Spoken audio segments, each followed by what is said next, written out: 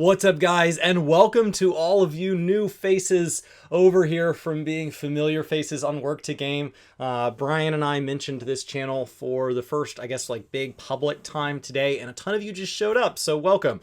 I wanted to talk today about BlizzCon and Fanfest. For those of you that haven't followed Fanfest because maybe conventions aren't your thing, or you haven't been around Final Fantasy long enough, because Fanfest is not a Square Enix wide thing, it is Final Fantasy XIV specific. So much in the same way that BlizzCon does tend to be excited about new expansions and stuff, it's centered on that, but because it doesn't have other titles, we really only get one every other year. And so Fanfest is every other year, but then we get a North America and then a EU or Japan and then the other one, and that lets them roll out the expansion over a series of 3 events, makes this whole hype season, but then we have to wait another 2 years to do it again. This year was one of those years. This year was a FanFest year, and so it was canceled.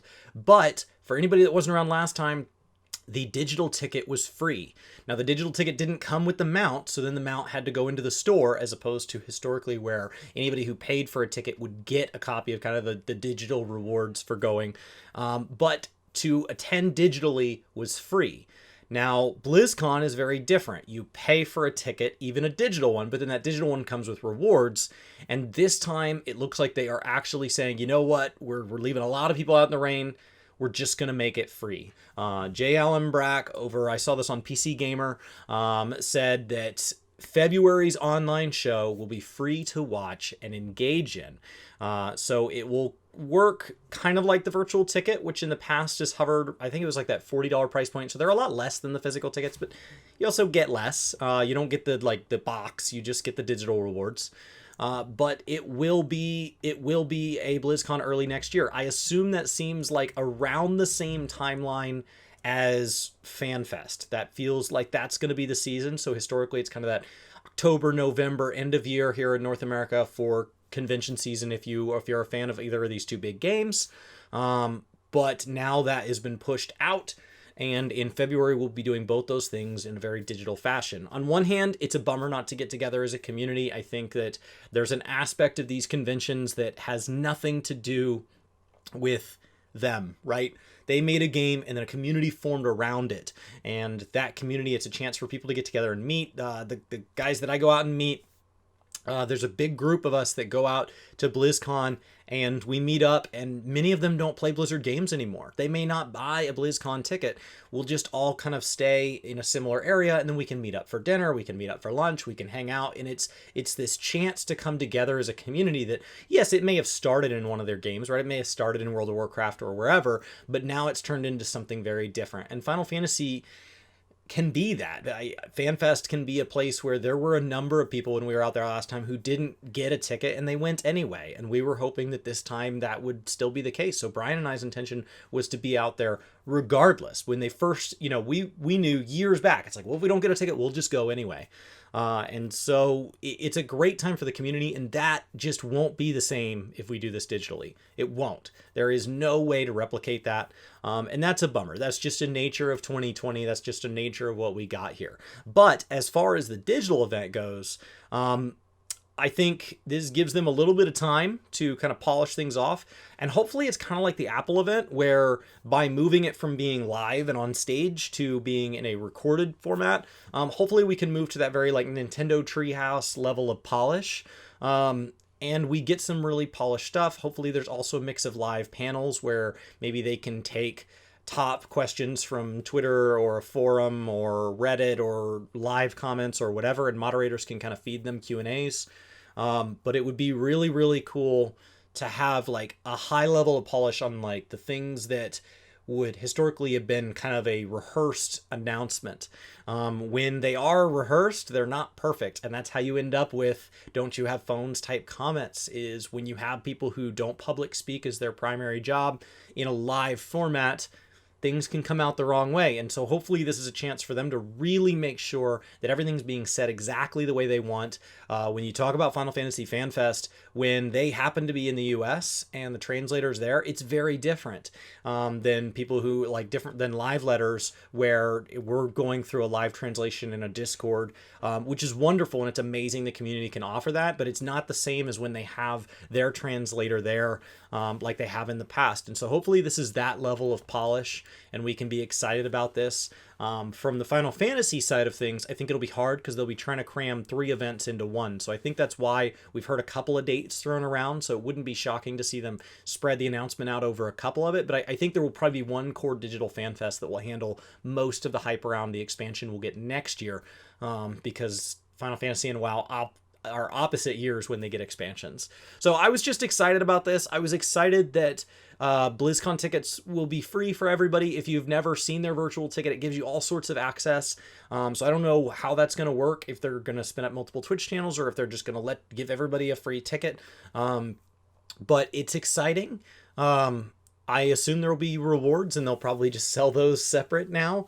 But mostly I just think it's great not to put things behind a paywall when everybody just wants to be part of the communities that they've bound to. I mean, these communities have become kind of this bastion of where your community is, where your interaction is, where your outlet is.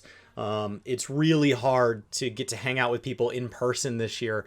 And so it's nice to kind of see that. I would love to see this kind of set the benchmark for what a digital event can be. The silver lining around all of this is this whole thing of us all deciding, to stay home for a year, and people's employment being at risk and people's health being at risk and all these things. There's been a lot lost in this year, but the silver lining is that there's a lot of things that we would have never tried. An all digital convention is not something that these games would have tried moving to. People working from home, their jobs may have not offered that before, but may offer it moving forward. So I think it's exciting that there's something positive about this. Maybe this gives game devs more of a work-life balance. Maybe this gives them more of an ability to kind of do their thing, which is something that the industry's really struggled with in the past. So hopefully these conventions can kind of change the way they interact. I don't know that it will for Final Fantasy as much because they've already had the live letter format, so they've already been kind of doing this. Blizzard started that, but then didn't stay with it through BFA. They had it and they were gonna do it way more often. And my experience from YouTube tells me if somebody wants to get started, they're I'm gonna post every day. It's okay, how about just post every other week? And they're well, that'd be too easy. Trust me, it's not. So I think maybe they should have started with we're going to do a live letter once or twice per patch. And then if they decided to dial it up with Shadowlands, they could have. Instead, it seems like that kind of burned them out, especially when they start to get negative feedback. I assume Yoshi P has some wisdom he could impart there about just don't go to the forums if you know that you have news that's going to be taken wrong, right? When you're announcing that Viera is just going to be gender locked, maybe don't go to the forums and read it. You've already made your decision. You're going to stand by it regardless. Yes, people are upset. Don't go seek that out. It's not going to make your day better. So that's really it, guys. We are looking at convention season. For those of you kind of following both games and deciding what you're going to do, it is November 3rd, Election Day. Thank you for everybody that voted here in the U.S. Thank you for doing your civic duty. Not something that we have a horribly good track record with showing up and doing. We are looking at November 10th going into the Scourge. That's the pre-patch event centered on getting us into Shadowlands. We will move into Shadowlands on November 23rd, and that will be the beginning of that. And then that first raid, I want to say is, if I open up a calendar here, it would probably help me pick because it's always on a Tuesday. It is, I believe it's December, I want to say 3rd. 8th, maybe. 8th. There we go. I think it's the 8th. December 8th. Sometime around then, we'll be looking at kind of next live letter, and we'll be looking at prepping for 5.4 in Final Fantasy. For anybody that hasn't been following that, 5.4 will be a typical 0.4 patch, it seems. We'll be getting the new G-pose in there. We'll be getting the next step of Bozja and all of our relics and all of that.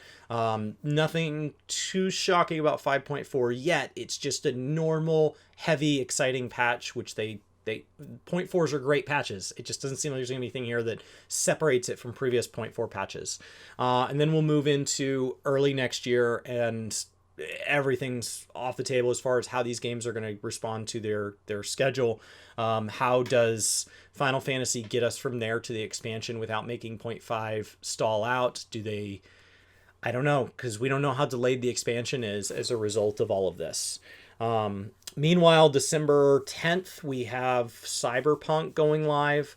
And then, yeah, I think that's everything that's kind of on Brian and I's like must-do calendar before the end of the year. There might be something else on there I'm forgetting. I'll be playing Call of Duty on November 13th. So that's exciting. I hope you guys are all ready for a great holiday season. We are moving into console season, so it will be exciting to see everybody get hands-on with their Xbox Series X's and their PS5s. And see what titles end up actually making it and not just releasing, right? Because what we've learned from like Avengers is that a game can come out and not be ready. That's my biggest concern with Cyberpunk, is they'll finally push this thing out and it'll need some patch, and that patch won't be ready on day one. So the real game in its entirety won't release until much later, much like a No Man's Sky, where like it released on a certain day, but it really didn't hit the stride and completion that somebody who joined in now would experience. So thank you guys. Get excited about convention season. Get excited about the winter season when we get the last of our good launches before we start looking forward to spring launches in 2021, which promises to be a better year because we set the bar really, really low.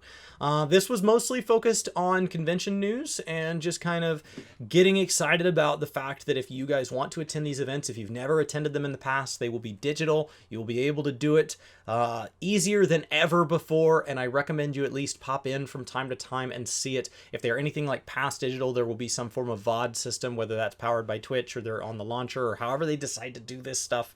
Who knows? They may spin up their own website, whatever. We'll just have to see how much infrastructure they have, because I assume they're both expecting the digital interest to be much higher than it has in the past. But it'll be easier than ever before.